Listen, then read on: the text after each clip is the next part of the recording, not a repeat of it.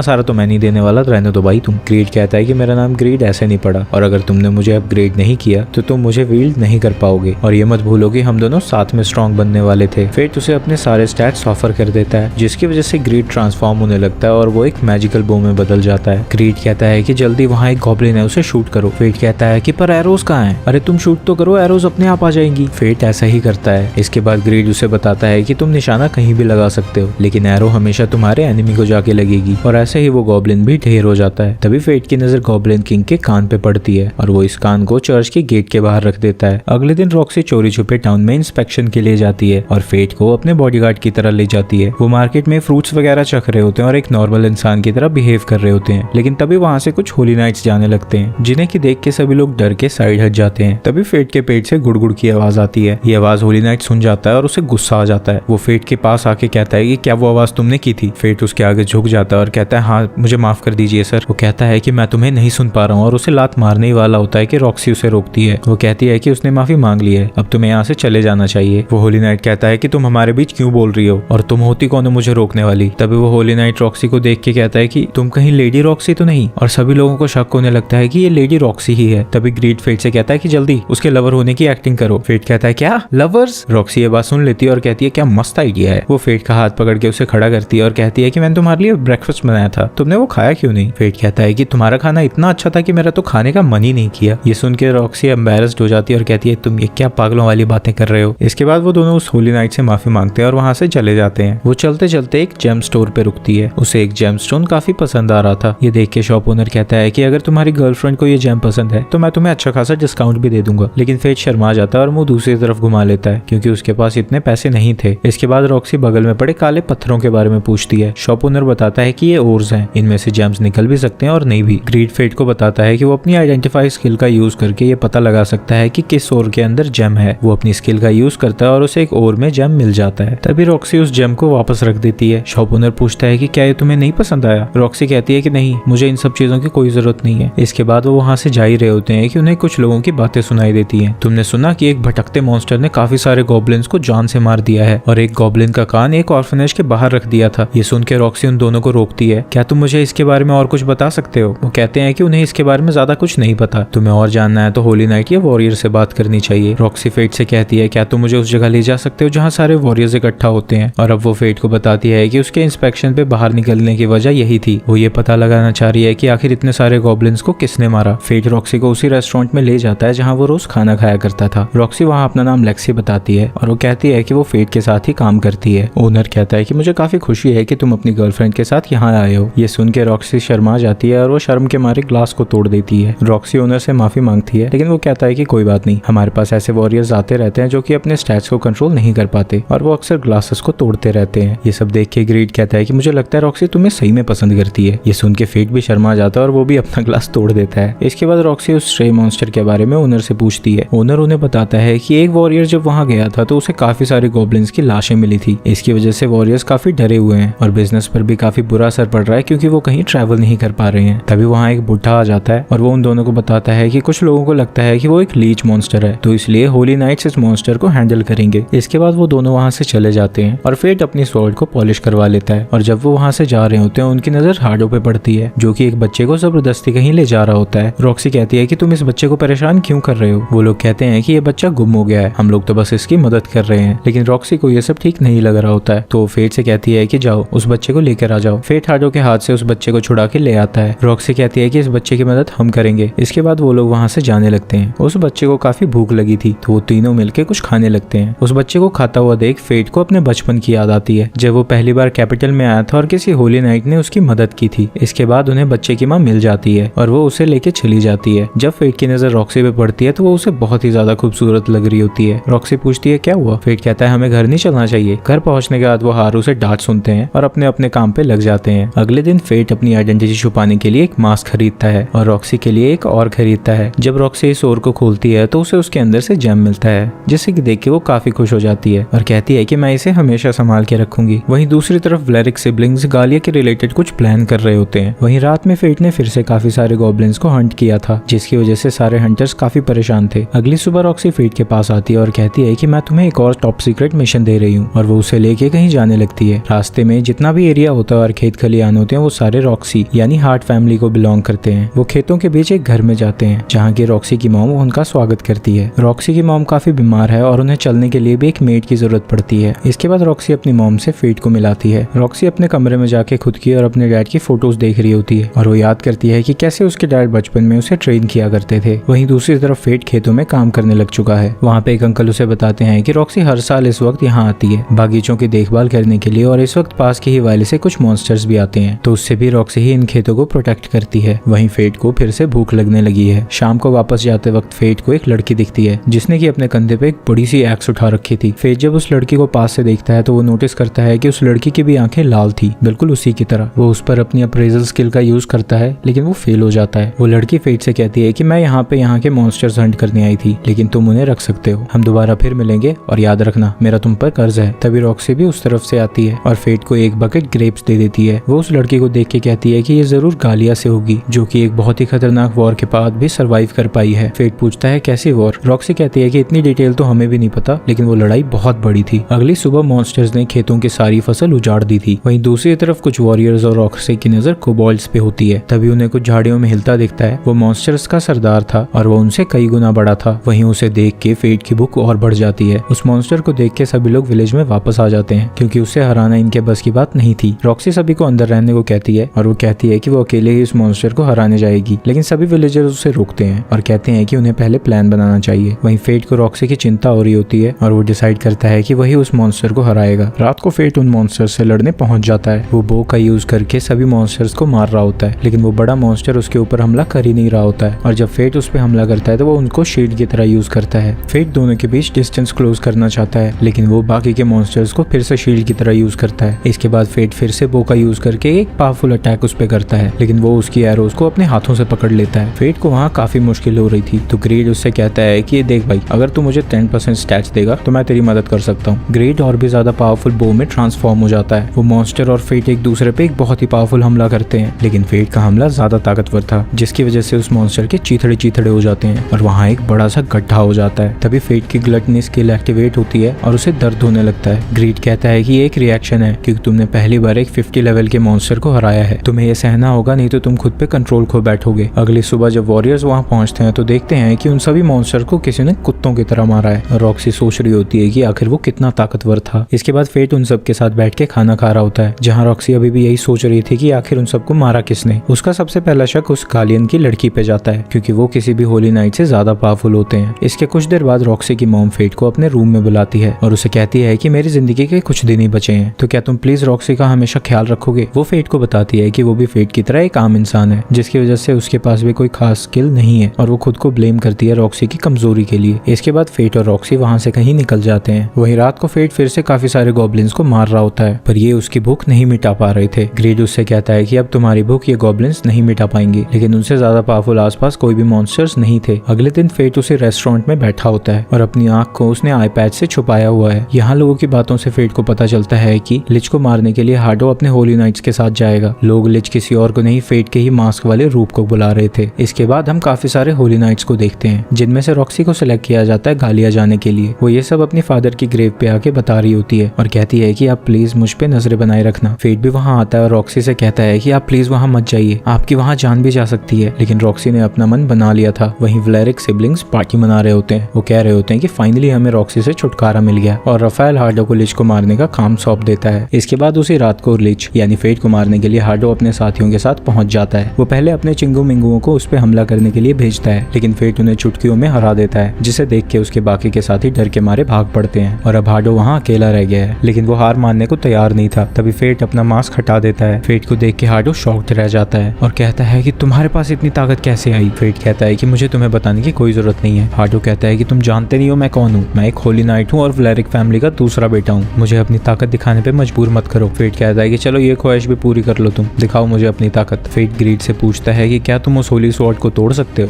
Grid कहता है ये तो मेरे लिए बच्चों का खेल है। हार्डो अभी भी ओवर कॉन्फिडेंट है और उस पर ग्रैंड क्रॉस का यूज करता है, लेकिन फेट आसानी से उसके अटैक को डॉज करके उसके पीछे पहुंच जाता है। हार्डो उस पर हमला करने की कोशिश करता है, लेकिन फेट उसकी तलवार को काट देता है। ये देख के हार्डो हैरान परेशान था और कहता है कि तुमने मेरी होली स्वॉर्ड को कैसे काट दिया। ये सब देख के हार्डवुड डर जाता है और उसके कदम पीछे हटने लगते हैं और वो लड़खड़ा के गिर जाता है। फेट उसका कॉलर पकड़ के उठाता है और कहता है यही होली नाइट की ताकत है। फेट याद करता है कि कैसे हार्डो उसे टॉर्चर किया करता था। फेट उसके सर को काफी सारे पेड़ों से टकराता है। हार्डो के सर से खून बहने लगता है और वो फेट से माफी मांगता है, लेकिन फेट माफ करने के मूड में नहीं था। वो उसे उछालता है और अपनी बो से उसके हाथ पैर काट देता है। हार्डो उससे कहता है कि तुमने अभी तक मुझे जिंदा क्यों छोड़ा है, मुझे मार दो। फेट कहता है कि पहले मुझे कुछ सवालों के जवाब चाहिए। हार्डो कहता है कि तुम रॉक्सी के बारे में जानना चाहते हो ना, उसने खुद वॉलंटियर किया था गालिया में जाने के लिए क्योंकि वो लोगों की जान बचाना चाहती थी। इसके बाद हार्डो कहता है कि मैं रॉक्सी का वहां जाना कैंसिल करवा दूंगा, बस तुम मुझे जिंदा छोड़ दो। लेकिन फेट उसे मार डालता है और अब फेट को हार्डो की होली स्वॉर्ड टेक्निक भी मिल चुकी है। इसके बाद फेट ग्रीड को अपने स्टैट्स ऑफर करता है जिसकी वजह से वो अपने सेकंड लेवल यानी स्काइथ में ट्रांसफॉर्म हो सकता है, जो कि किसी भी चीज को काट सकती है। अगली सुबह रॉक्सी गालिया के लिए निकल रही है जिसे कि 3 साल लग जाएंगे अगर उसने डिवाइन ड्रैगन को हरा भी दिया तो। वो सभी सर्वेंट से मिलती है और वहां से चली जाती है। इसके बाद हारू फेट को एक लेटर देती है जो कि एक लेटर ऑफ रिकमेंडेशन है रॉक्सी की तरफ से। इसकी मदद से वो किसी भी रॉयल फैमिली के घर में काम कर सकता है जिससे वलेरिक सिबलिंग्स उसको नहीं परेशान करेंगे। लेकिन फेट इस लेटर को वापस कर देता है और कहता है कि मैं अपना रास्ता खुद बनाऊंगा। वो अपना सामान पैक करते हुए बोलता है कि मैं रॉक्सी को नहीं रोक सकता तो क्या हुआ, मैं उसे सपोर्ट करने के लिए तो जा सकता हूँ। जिसके बाद हारू भी उसके काम के पैसे उसे दे देती है और फेट सभी से विदा लेके वहां से चला जाता है। तभी हमें कासल में एक लेडी दिखती है जो कि कह रही होती है कि अभी तक तो सब कुछ प्लान के मुताबिक जा रहा है। वहीं दूसरी तरफ रॉक्सी गालिया पहुंच चुकी है जहां वो अपनी आर्मी से कह रही होती है कि मेरे फादर की जगह मैं आप सबको लीड करूंगी और आप लोगों की रक्षा करने की जिम्मेदारी मेरी होगी। स्पीच के बाद जब रॉक्सी नीचे उतरती है तो उसे मीरिया और मोगुन नाम के 2 वॉरियर्स मिलते हैं जो कि उसके साथ इस मिशन पे जाना चाहते हैं। वहीं दूसरी तरफ फेट टेट्रा नाम की सिटी में पहुंचता है जिसे कि मर्चेंट सिटी भी कहा जाता है क्योंकि यहाँ पे ट्रेडिंग काफी ज्यादा होती है। वो 5 साल पहले भी यहाँ आया था पर उसे पत्थर मार के यहाँ से भी भगा दिया गया था। वो एक कार्ट वाले के पास जाता है और उससे कहता है कि अंकल जी मुझे गालिया जाना है, क्या आप मेरी मदद कर सकते हो। लेकिन वो कहते हैं कि अभी रात होने वाली है तो मॉन्स्टर का खतरा काफी ज्यादा होगा तो मैं अभी तो तुम्हारी मदद नहीं कर सकता। वहीं फेट को अब भूख लग चुकी थी तो एक रेस्टोरेंट में जाता है खाना खाने के लिए। उस रेस्टोरेंट में एक आदमी कुछ वॉरियर से अपने विलेज को बचाने के लिए मदद मांग रहा होता है, लेकिन वो वॉरियर्स उससे कहते हैं कि इस चिल्लर से कुछ नहीं होने वाला और वो उसके पैसे को नीचे फेंक देते हैं। वो आदमी उनके पैरों पे गिर के उनकी मदद की भीख मांगने लगता है। वो वॉरियर उसके सर पे पैर रख देता है और कहता है कि तुम्हें हमारी मदद चाहिए तो और पैसे लेके आओ। इतने में फेट आता है और उस वॉरियर को पीछे कर देता है और जब उसके साथी उसकी मदद को आगे बढ़ते हैं तो उन्हें भी संभाल लेता है। वो आदमी उसकी मदद के लिए फेट को थैंक यू बोलता है। फेट उसकी तरफ मुड़ता है और कहता है काफी समय बाद मिल रहे हैं हम, है ना सेट। और अब सेट भी उसे पहचान जाता है। बचपन में सेट और उसके साथी फेट को बुली किया करते थे। फेट के डैड हंटर थे और वो मॉन्स्टर्स को हंट किया करते थे पर कुछ समय बाद उनकी मौत हो जाती है। विलेज के चीफ ने फेट के डैड को इसलिए रखा था क्योंकि उनके पास एक स्पेयर स्किल थी पर उनकी मौत के बाद वो फेट का ख्याल रखना नहीं चाहते थे और वो उसे पत्थर मार के गांव से भगा देते हैं। सेट उन्हीं विलेज चीफ का बेटा है जो कि फेट से मदद मांग रहा है। ग्रीड फेट से कहता है कि वैसे भी तुम्हें मॉन्स्टर्स को तो मारना ही पड़ता है तो क्यों ना इसकी रिक्वेस्ट को एक्सेप्ट ही कर लें। तो फेट उसकी रिक्वेस्ट को एक्सेप्ट कर लेता है और सेट उसे अपने गाँव में ले जाता है। लेकिन वहाँ उसके पिता उसे देख के कहते हैं कि तुम्हारी हिम्मत कैसे हुई इस कूड़े को यहाँ वापस लाने की, हमने इसे गाँव से बाहर निकाल दिया था, ये बस एक बोझ है, उसके अलावा कुछ भी नहीं है। लेकिन सेट उन्हें समझाता है कि फेट बहुत स्ट्रॉन्ग है, उसने मेरे सामने ही काफी वॉरियर्स को हराया है। लेकिन विलेज चीफ उसकी नहीं मानते और कहते हैं कि मैं कल खुद जाके वॉरियर्स को लेके आऊंगा। विलेजर्स उससे कहते हैं कि अगर मॉन्स्टर्स ने आज ही रात हमला कर दिया तो। वो खड़ूस चीफ कहता है कि अगर ऐसा हुआ तो हम फेट को चारे की तरह यूज कर लेंगे जिससे हमें कुछ समय मिल जाएगा। सेट अपने पिता की हरकतों के लिए फेट से माफी मांगता है लेकिन फेट कहता है कि कोई बात नहीं, मुझे तो अब इन सब चीजों की आदत हो चुकी है। सेट फेट को अपने घर ले जाता है जहाँ उसे पता लगता है कि सेट की एक बेटी भी है। फेट उससे पूछता है कि इसकी माँ कहाँ है। सेट बताता है कि उसे मॉन्स्टर्स ने मार दिया। विलेज की हालत अभी भी काफी बुरी है। मुझे बचपन में लगता था कि मेरे डैड हमेशा सही थे लेकिन जब से मेरी बेटी का जन्म हुआ है मैं समझ चुका हूँ कि गलत क्या है और सही क्या है। सेट की बातों को सुन के फेट समझ जाता है कि वो काफी बदल चुका है। उसे और उसकी बेटी को देख के उसे अपने फादर की याद आ जाती है। सेट उन मॉन्स्टर्स के बारे में फेट को बताने लगता है। ये मॉन्स्टर्स करीब 1 महीने पहले आना शुरू हुए। कुछ विटनेसेस की माने तो ये उड़ भी सकते हैं, इसलिए उन्होंने कुछ वॉरियर्स को हायर करने का सोचा लेकिन वो महंगे ही बहुत हैं। तभी फेट को भूख लगने लगती है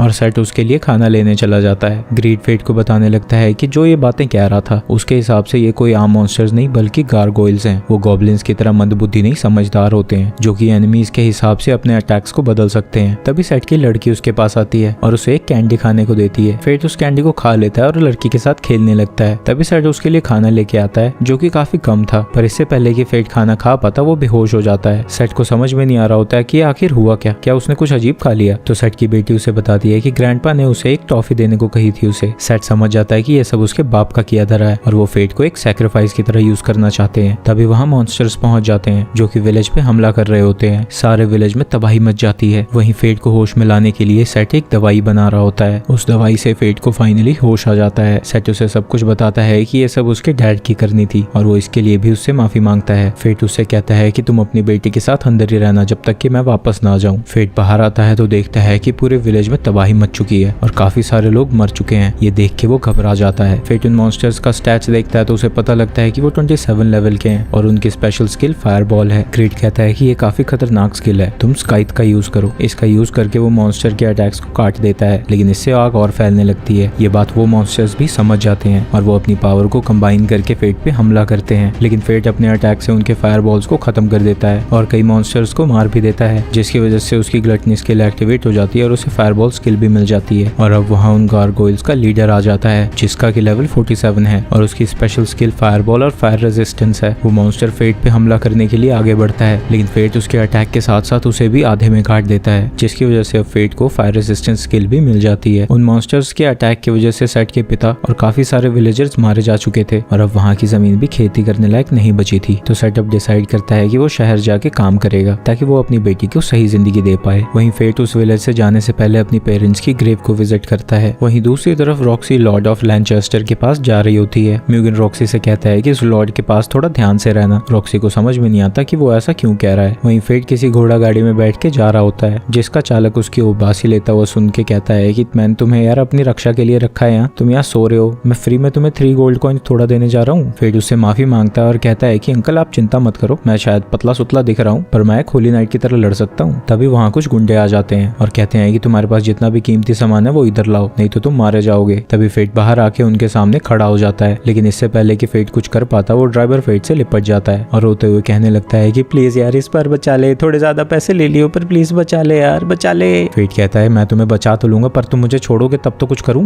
वो गुंडे उन पे हमला ही करने वाले होते हैं कि उनके पीछे कुछ गिरता है, जिसकी वजह से वो सभी डर जाते हैं और हवा में उड़ जाते हैं। जो चीज उनके पीछे गिरी थी वो एक वेपन था। एक लड़की आती है और उस वेपन को उठा लेती है। ये वही लड़की थी जो फेट को कुछ टाइम पहले भी मिल चुकी है। वो लड़की ड्राइवर से कहती है कि देखो मैंने तुम्हारी जान बचाई है तो तुम मुझे राइड दोगे, लेकिन जैसे ही वो कार्ट में बैठती है कार्ट पलटने लगती है जैसे कि उसका वजन बहुत ज्यादा हो। ये एक्स्ट्रा वेट असल में उसके वेपन का था जिसे कि वो अपने मैजिक से कम कर देती है। इसके बाद वो फेट से उसका नाम पूछती है, लेकिन फेट के बिना बताए उसे ये पता था कि उसके पास ग्लटनी स्किल है। फेट उससे पूछता है कि ये तुम्हें कैसे पता। वो लड़की कहती है कि मेरे पास भी एक डेडली सिन की स्किल है इसलिए मैं बता सकती हूँ। फेट पूछता है कि ये डेडली सिन की स्किल क्या होती है। वो लड़की कहती है तुम्हें ग्रीड ने नहीं बताया क्या, जो कि सुन के फेट ग्रीड पे गुस्सा होने लगता है। इसके बाद वो लड़की अपना इंट्रोडक्शन देती है, मेरा नाम माइने है, माइने ऑफ रैथ। इतने में ही उस लड़की को भूख लग जाती है तो फेट अपना खाना उसे देता है, लेकिन वो तो भुखड़ों की तरह सब कुछ खाने लग जाती है। वो सारा खाना खत्म करने वाली होती है कि फेट कहता है कि रुको यार मेरे लिए भी कुछ छोड़ो। इसके बाद वो टाउन में पहुंच जाते हैं। वहाँ एक लड़की कहीं जा रही होती है, लेकिन तभी उस पे कुछ मॉन्स्टर्स हमला कर देते हैं। वो मदद के लिए चिल्लाती है और एक होली नाइट आके उसे बचा लेता है। ये सब एक एक्ट चल रहा होता है जो कि वहाँ का लॉर्ड जिसका कि नाम रूडोल्फ था वो करवा रहा था। फेट को भी समझ में नहीं आ रहा था कि यहाँ सब हो क्या रहा है। तो ड्राइवर उन्हें बताता है कि शायद सर रूडोल्फ रॉक्सी के स्वागत की तैयारी कर रहे हैं, वो जल्दी यहाँ पहुँचने ही वाले होंगे। ये सुन के फेट को समझ में आता है कि वो जल्दी में तो रॉक्सी से भी पहले यहाँ पहुँच गया। वो ड्राइवर फेट को उसके 3 गोल्ड कॉइन्स देने लगता है, लेकिन माइने वो पैसे ले लेती है और कहती है कि इसे बचाया तो मैंने था तो ये पैसे भी मेरे हुए। इसके बाद वो ड्राइवर वहाँ से चला जाता है, लेकिन तभी अचानक से माइने उसके कंधे पे ही सो जाती है। तो बेचारे फेट को उसको उठा के ही आगे बढ़ना पड़ता है और जब वो टाउन से गुजर रहा होता है उसको लोगों की गर्दनों पे अलग अलग निशान दिखते हैं। फेट अंदाजा लगाता है कि शायद ये मार्क्स लोगों के सोशल स्टेटस या जो वो काम करते हैं उसके हिसाब से होंगे। वहीं रूडोल्फ कुछ लोगों से कह रहा होता है कि ये सेरेमनी करने का आइडिया तुम्हारा था क्या? ये कोई तरीका है लोगों को ये बताने का कि हमारी फैमिली कितनी ग्रेट है, तुम्हारी वजह से लैनचेस्टर फैमिली का मजाक बन गया। क्या तुम ऐसे बताओगे कि लैनचेस्टर फैमिली हार्ट फैमिली से कितनी ग्रेट है? इतना कह के वो दोनों को एक एक करके मार देता है। वहीं फेट अब माइने को एक इन में ले आया है और फेट ग्रीड से सारी इन्फॉर्मेशन निकालने लगता है। ग्रीड फेट को बताता है कि वो माइने को काफी पहले से जानता है और उसे यकीन नहीं हो रहा था कि वो अभी तक जिंदा है। और वो उसके वेपन के बारे में बताता है कि उसका नाम स्लॉथ है और वो भी ग्रीड की तरह ही एक मॉर्टल सिन का वेपन है। फेट उससे पूछता है कि आखिर ये मॉर्टल सिन्स होते क्या हैं? ग्रीड कहता है कि दुनिया में कुछ इमोशंस होते हैं जैसे greed, gluttony, lust, wrath, sloth. इन सभी स्किल्स का जन्म लॉज को डिफाई करके हुआ है जो कि डिवाइन बीइंग ने बनाए थे। इन सभी सिन्स में से सबसे खतरनाक सिन ग्लटनी का है क्योंकि वो लेवलिंग के डिवाइन सिस्टम को पूरी तरह से नजरअंदाज कर देती है। जिनके पास भी ये मॉर्टल स्किल्स होते हैं उन्हें कुछ ना कुछ कीमत चुकानी पड़ती है। जैसे कि फेट को किसी को मारना पसंद नहीं है, लेकिन अगर उसे अपनी भूख मिटानी है और खुद पे से कंट्रोल नहीं खोना है तो उसे मॉन्स्टर्स की जान लेते ही रहनी होगी। इसके बाद फेट अपनी भूख मिटाने के लिए बाहर निकलता है। उसके सामने एक सैंडमैन आ जाता है। उसे मारने के लिए फेट अपनी एरोज और फायर फायर बॉल स्किल को मिक्स कर देता है, जिसकी वजह से वो मॉन्स्टर एक ही झटके में खत्म हो जाता है। तभी वहाँ और भी मॉन्स्टर्स आ जाते हैं। फेट एक एक करके अपनी बो का यूज करके उन सभी को मार रहा होता है, लेकिन तभी उसे एक क्राउन बीस्ट की स्मेल आती है। वो एक सैंड गोलम है जिसे कि हराने की कोशिश काफी सारे एडवेंचरर्स कर रहे थे, लेकिन उनकी हालत काफी बुरी थी। तभी फेट उस मॉन्स्टर पे पीछे से हमला करता है और कहता है कि इस मॉन्स्टर को मैं मारूंगा, तुम लोग यहाँ से जा सकते हो। और अब फेट उस मॉन्स्टर से लड़ना शुरू कर देता है। फेट के कुछ अटैक्स उस मॉन्स्टर पे लैंड होते हैं, पर इससे उसका कुछ भी नहीं बिगड़ता। जिसके बाद वो मॉन्स्टर फेट पे सैंड स्टॉर्म का यूज कर देता है, जिससे कि बचने के लिए फेट ग्रीड को स्काइथ में कन्वर्ट करता है और उस पे एक जोरदार हमला करता है। वो उस गोलम को खत्म करने जा ही रहा होता है कि उस गोलम का कोर उससे बाहर निकल के जमीन में जाने लगता है। उसे खत्म करने के लिए फेट ग्रीड को बो में कन्वर्ट करता है और एक बहुत ही पावरफुल अटैक सीधा जमीन पे मारता है, जिसकी वजह से वहाँ एक धमाका होता है और उसका कोर भी खत्म हो जाता है। और अब फेट को एक नई स्किल सैंड स्टॉर्म मिल चुकी है। पर जब वहाँ से धुआं हटता है तो फेट देखता है कि अरे भाई, ये तो थोड़ा ज्यादा कर दिया मैंने। इसके बाद वो वॉरियर्स उसके पास आते हैं और कहते हैं कि मैंने तुम्हारे जैसा वॉरियर तो कभी नहीं देखा, हमें बचाने के लिए शुक्रिया। फेट उन लोगों को अपना नाम कॉर्प्स बताता है। इसके बाद जब फेट इनमें पहुंचता है तो वो देखता है कि मायने ने कपड़े नहीं पहने थे, क्योंकि वो अभी अभी नहा के आई थी। बेचारा फेट शर्मा जाता है और उससे कहता है कि जल्दी से कपड़े पहनो यार। इसके बाद वो तैयार होने लगती है तो फेट पूछता है कि तुम कहीं जा रही हो। वो बताती है कि मैं सैंड गोलम को मारने जा रही हूँ। फेट कहता है कि मैंने तो उसे मार भी दिया। ये सुन के मायने गुस्सा होने लगती है और कहने लगती है कि वो रिवॉर्ड मुझे चाहिए था। तो फेट उसे अपने रिवॉर्ड का आधा हिस्सा देने को तैयार हो जाता है। फेट गिल्ड में जाके अपना रिवॉर्ड ले लेता है। तभी वहाँ रूडोल्फ आ जाता है और कहता है कि तुम ही वो हो ना जिसने सैंड गोलम को हराया, अब तुम मेरे नीचे काम करोगे, तुम्हारे पास मना करने का कोई हक नहीं है, क्योंकि होली नाइट का डिसीजन फाइनल होता है। तभी मायने उसके पास आती है और कहती है कि ये पहले मेरा है। रूडोल्फ उससे कहता है कि तुम जैसी छोटी बच्ची यहाँ क्या कर रही है, निकलो यहाँ से। ये सुन के मायने को गुस्सा आ जाता है और वो खींच के उसके लगाती है, जिसकी वजह से फेट को मायने के साथ वहाँ से भागना पड़ता है। तो ये था पहला पार्ट। अगर आपको वीडियो अच्छी लगी है तो वीडियो को लाइक कर देना और सेकंड पार्ट के लिए सब्सक्राइब कर लेना।